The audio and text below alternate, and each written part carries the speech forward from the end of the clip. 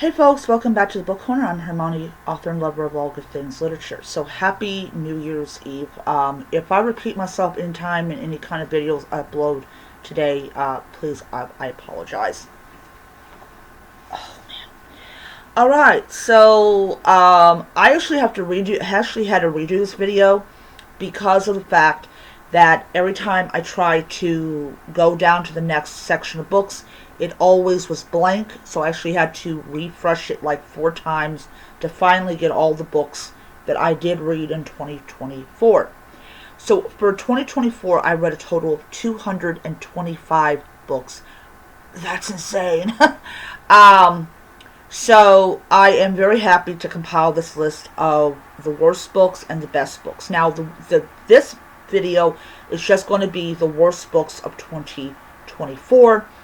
I will be giving you guys the best books of 2024. Sorry.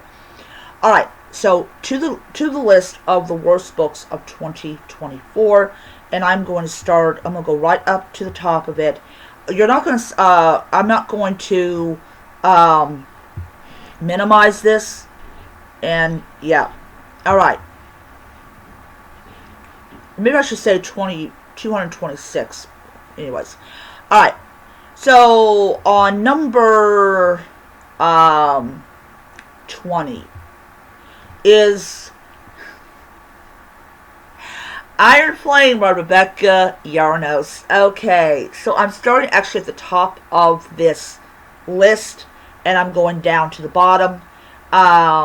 It's going to be much easier this way, but since they're all bad, there's not going to be any kind. So let me rephrase that. Instead of saying it's the worst books of 2024, I'm going to say it's the most disappointing or, of 2024. But Iron Flame definitely does have the worst. So Iron Flame is the second book in the series, and it was rushed, and you could tell it was rushed. I am not going to say anything that people of this series that hate it haven't already said, but it was just not good. It was just a god-awful mess. I will not pick up another Rebecca Yarros book as long as I live. The Gilded Crown comes in at number 19 as one of the worst books of 2024. Alright, so this is one of the huge reasons why I say in that video that I posted on Monday that I will never, ever, ever read a book that is recommended to me by a booktuber, because The Gilded Crown I could not stand. If you guys have seen that video, probably haven't because I posted it on my other channel. But The Gilded Crown is about a girl that can raise the dead, and she raises the spirit of this princess, gets it back from her body. And, it starts to fall in love with this princess. I could not stomach it. It was just such a bad book. This is a very, very toxic relationship, and I am not for that. Alright, at number 18 is Truth or Die. Yes, I bought this book and I read it during the Halloween season. I have way too much stuff to say about it and not enough time to say it.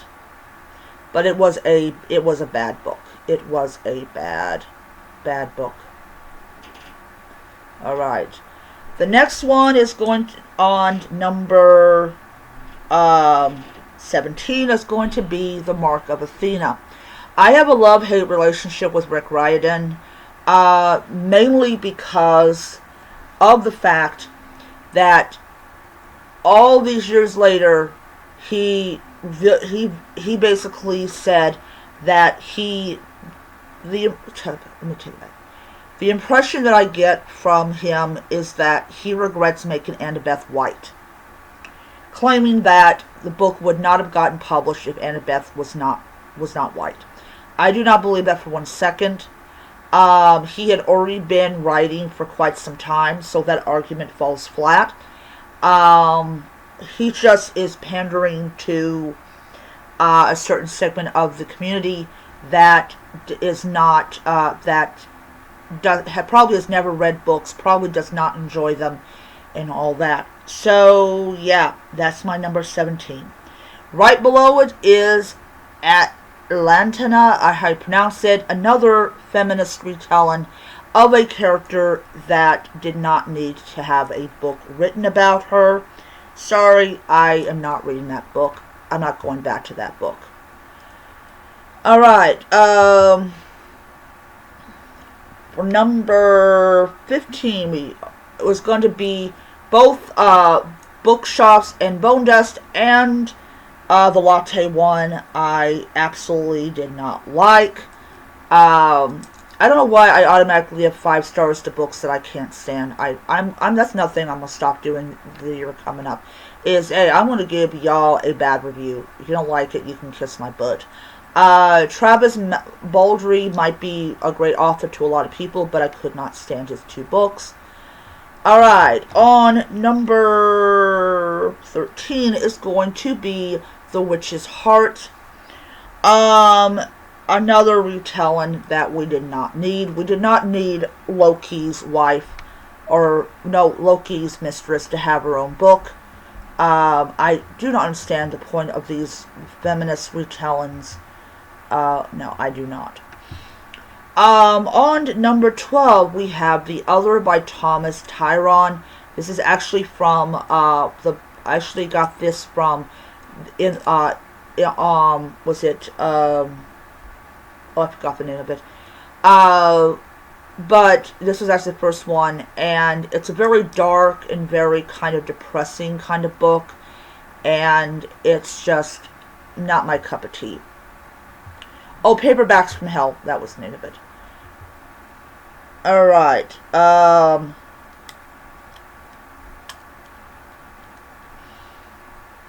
okay. Alright, I hope I'm not skipping anything. I really hope I'm not. Okay, number 11 is going to be The Witch and the Tsar. This is during the reign of Ivan the Terrible. This is a very terrible book. I'm sorry. Just because you're native to Russia, I believe you are, does not mean you can write a book. I do not understand the point of it. What was it? Baba Yaga is a witch that eats children. That is what she's depicted in Russian mythology. She is also has a house on chicken legs. Baba Yaga, if we're talking about the really bad witches, Baba Yaga definitely is up there in power and in nastiness. So why the fuck do we need to know about her? Okay, Killer Plot, the first and second book was a pile of garbage. The plot made no sense. The only thing that made sense was the dead person. The rest of it, no. So yes, cannot stand that book. I will never read that book ever again. Alright. The next one is The Very Irregular Society of Witches. This is number 8 on the list of things that makes me want to hurl myself out of the top of the bank building. This is Very Society of Irregular Witches, another book I gave 5 stars to, wish I had not. It was not a good book. I did not believe the premise. The characters were unappealing. I did not like them. I did not care if the children died. Go away, people. Okay. The next one that I could not stand that makes me... Oh, what the freaking heck? Let me go back up. Go back up. Go back up. Oh, come on. We're good. Alright. Okay, now I'm back. Alright, number 7 on this list is going to be Witches Get Stuff Done by Molly Harper. This is a book I'm taking to Half Price Books this coming, well, next week, and going to sell. I did not like this book at all. It's a romantasy that makes no sense, but yeah, that's me. Alright, the next one, which is number 6, is, let me scroll down, let me scroll down, let me scroll down. Dang, I read a lot of comic books this year. Let me find it. Yeah, I read way too many comic books this year. Okay. Come on, where am I at? Okay. Here's another. Oh, found it. Found the one I wanted to talk about next. The Dare is number 6 on the list of books that makes me want to have a hernia. The Dare is about this girl that basically falls in love with this boy who's part of the popular crowd. He invites her to join them, and basically they go and do stupid shit, and it escalates to murder. Why in the world? Why? Oh, fuck me. Why in the world would you want to be a girl and so in love with this freaking dude that you would actually agree to do all sorts of stuff that's against the law? I do not understand that. So I hope that I am on the right track here. So we're going to go to number 4.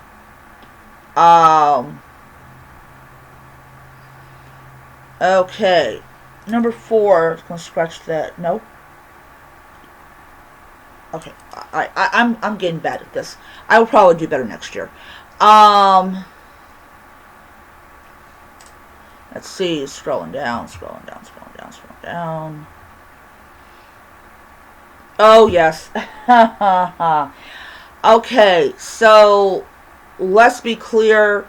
I'm going to lump all of them together, so it's going to just be a series, because if I tried to do all of them, it would actually be the top 25 worst books of 2024.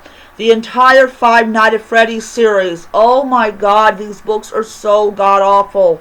I do not understand why in the world people love this. Oh, save me. I do not have anything to say at all about this series as a whole. So they're all being lumped together in one. Could not stand the books at all. The next one is The Hammer of Thor. Another one that made me wish that a hernia would kill me. The Hammer of Thor was so god awful. I'm sorry. I'm not sorry. I am not sorry at all. I mean, literally, he goes and takes Loki's wife and turns into an emaciated zombie. Okay, first of all, there are people that actually venerate and worship Loki's wife. Stop. Alright, the next one that I couldn't stand was, of course, Fourth Wing. Now, I will, before I continue on, I want to say this. I will be clear on this. Fourth Wing I actually finished at like a couple days into the new year in 2020, this year. So I did include that because I did finish it in 2024. I absolutely could not stand this book. Looking back at it, given the 12-month or 11-month or whatever you want to call it month separation between these, between like Iron Flame and Fourth Wing, I absolutely can say without a doubt that I should have said I did not like the book. Take it back. I think I did say I didn't like the book. This is why next month I'm not buying Onyx Storm. Why the hell should I torture myself? Why should I do that? I don't know. So, that's my second book that I did not like in 2024. And the top one book that I did not like in 2024 was The Bone Season by Shannon Susanna Shannon, I believe. This book had child slavery, injecting children with drugs, the killing of one child. Uh, it's a really bad book. It's just so god awful. I literally was like, what the fuck am I reading? Like, I don't understand this at all. Alright, so those are my top 20 books that I couldn't stand in 2024. When I come back later on, because I gotta go to work, I will be releasing my top 20 books that I absolutely loved. This time around, however, I am going to actually refresh until I get all that list again. So I'll see you guys around.